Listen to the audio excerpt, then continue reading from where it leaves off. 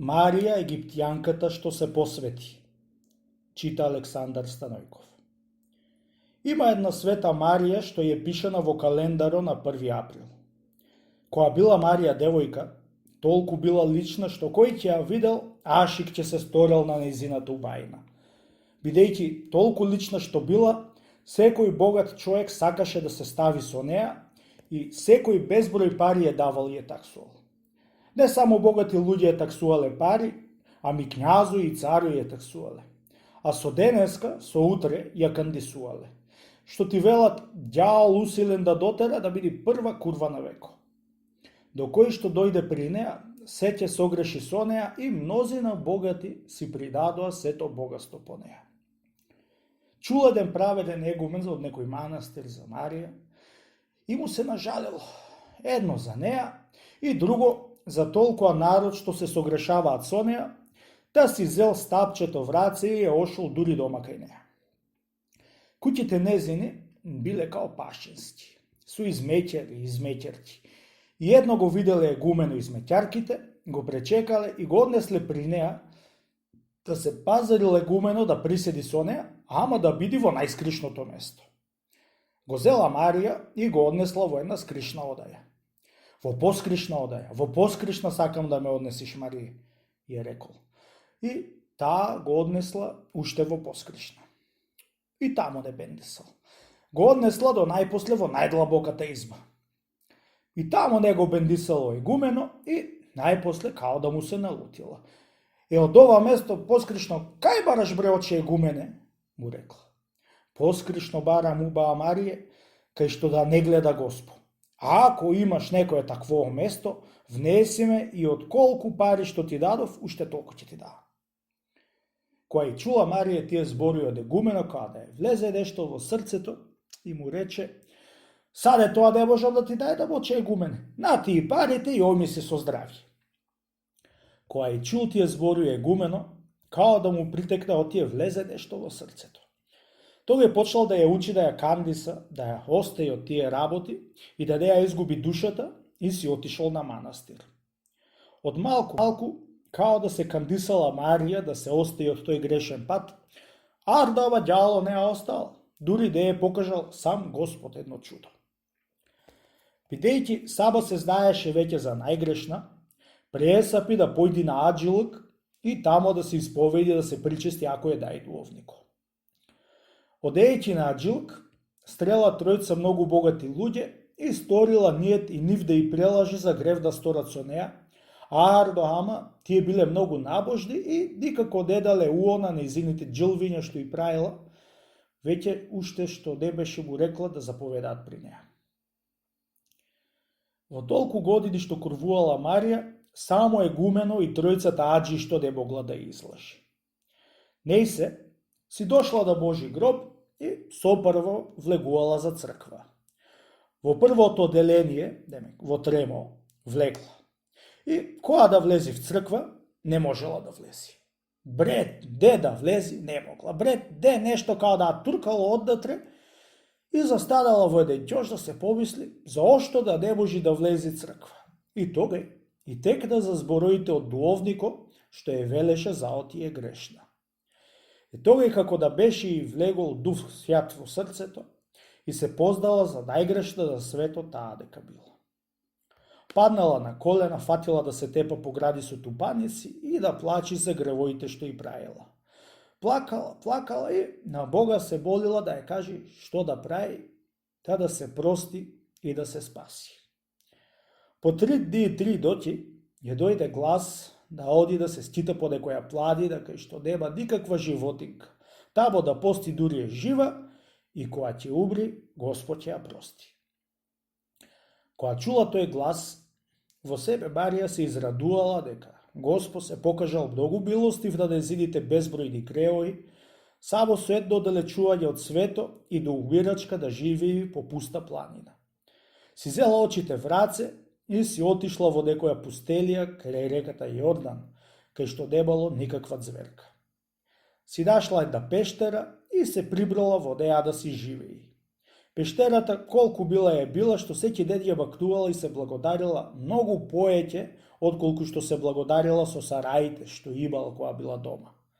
Јадењето е беше да барија само тревичка и корење и доќе и дење. Себе тади и прајала и Бога се молела за грео да ја го прости. 40 години Марија постила и се молила во една пуста пустелја кај што човечка нога не беше стапила и нити зверка да има таму. На чист понеделник зеле изино дегумено неколцина кауѓери од еден манастир да шетаат по планиње, сите велипци пости и тамо да се молат Богу и да живеат како што живеат ашкетиите, со трева и корење. Во тие кауѓери бил и еден на име Зосија. Одејќи Зосија по една страда да си бара некој место кај што немало луѓе да види, одил 3-4 дни пат и видел едно место многу пусто и го бендисал тамо да седи и Богу да се моли. 3 дни се молил на Бога и видел еден човек угол гол оспротија, арда му не можел да го познаи што човек ќе беше, чунти очите да Зосија не пара му гледале, ошто бил стар. Станал од кај што седеше и отишол тамо. Едно го видела Марија отиди при неја и дала вик: "Оче Зосија, не еди при мене, оти сум гола. Ако сакаш да дојдиш да се видиме, остај си ја расата да се завиткам и после дојди." Кога чул Зосија, на големо чудо станал. Кој ќе биде тој што му го погоди името? Ја оставил расата и се истил по настрана, да се завиткала Марија со расата и го виктала Зосија при неја да се видат. Дојдувајќи при неја Зосија ја познал отие жена, ама која е и која не е, не ја знај. Само ја познал отие постница. Со прво ставување застанале да се молат на Бога. Кога се молеа Богу, ја виде Зосија Марија крената од земјата да угаре колку 3 педи и тога ја поверува оти таа била прозорлива и посветена. Седнале да се разговорат и Зосија ја прашал која жена е и од која дошла во таа пустелија. Марија му се исповедила како била сопрво и како е дошол до овдико после, како тргнала да оди на аджилак и како не могла да влезе црква.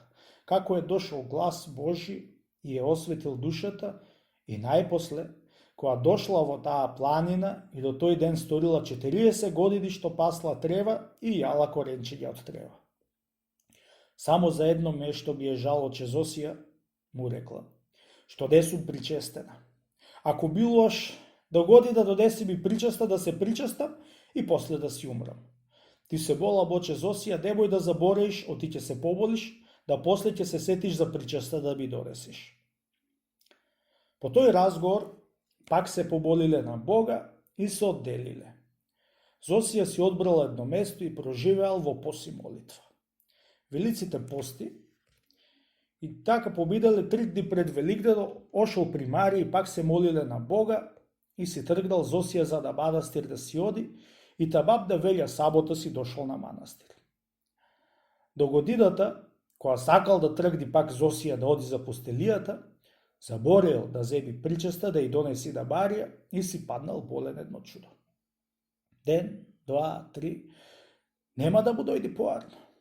И тогај се сетил оти заборел за причеста што да ја однесол на Марија. Едно се сетил и му дал Господ здравје. Зел причеста и тргнал да оди кај Марија и отишол во планината, та ја нашол кај што си седела и се Бога молела. Едно беше го видела и му рекла: "Добре дошол, Зосија, добре дошол и да ми простиш што заради мене ти падна болен. Молим, остаја расата да се завија, да после да се ставиме и да се разговориме." Ја оставил Зосија расата и се завиткала, да после отишол при неја Зосија и веднаш застанале да се молат на Бога. Од кога се молиле, ја причестил Зосија и си отишол на неговото место во планината да се моли Бога. Поминале постите и во страстната недела си тргнал да си оди Зосија на манастир, без да се стаи со Марија, и си дошол баш да велја сабота и никому тоа нешто не му го кажал. До годината пак Зосија отишол во таа пустелија и, кога отишол при Марија, ја нашол преставена. Големо благоухание излегувало од пештерата. Кога гледа Зосија, нешто да пишано со прсто на земја.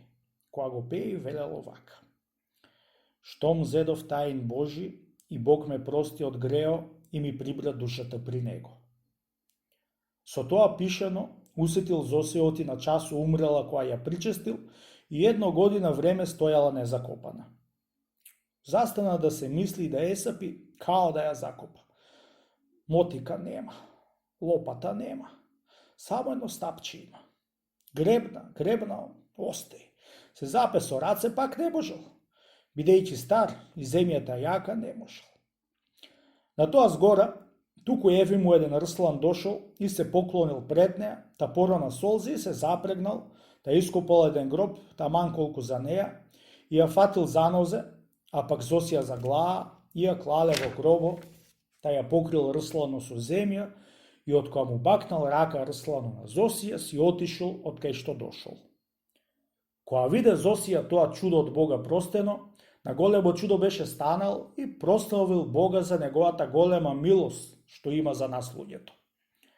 Одејќи си на манастир Зосија, сето ова го испишал и го исказал да го знаат и ден денеска луѓето и да го прикажуваат како што би прикажа денеска мене даскало Блаже.